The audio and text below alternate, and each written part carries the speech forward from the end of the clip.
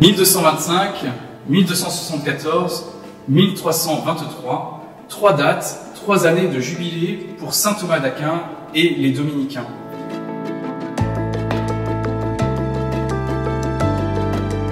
Ce grand théologien du XIIIe siècle, dominicain, a vécu ce grand mouvement intellectuel du Moyen-Âge autour de l'université qui se développe en Europe.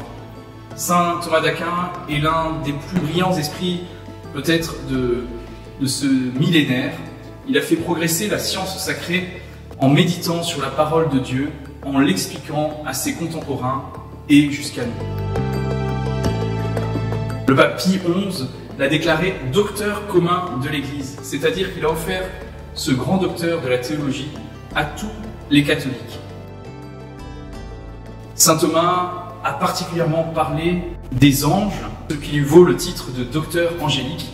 Il a aussi parlé de l'Eucharistie et le pape lui a demandé de composer tout un office pour la fête Dieu que nous fêterons cette année le 2 juin en France. Les reliques de saint Thomas d'Aquin sont donc ici dans le diocèse de Nice. Nous avons, à l'occasion de la venue de ces reliques, monté une petite exposition.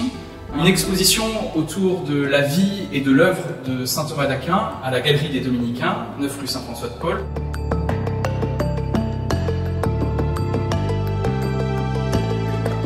C'est son chef, c'est-à-dire son crâne, qui a été mis dans un nouveau reliquaire, qui est l'œuvre d'un jeune artiste, Augustin Frison-Roche, qui se déplace de lieu en lieu pour la joie et la vénération des fidèles. Vénérer les reliques, c'est s'approcher du corps d'un défunt dont nous avons la certitude qu'il est au ciel. Et nous qui sommes des hommes, nous avons besoin de toucher, nous avons besoin de voir. Notre connaissance passe par les sens. Les reliques ne sont pas l'objet de foi, elles sont là seulement pour nous aider dans notre foi. Elles sont là pour nous approcher de Jésus, nous conduire à Jésus, qui est notre maître.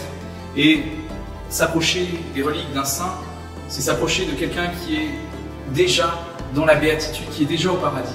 Ce paradis que tout chrétien désire du plus profond de son cœur.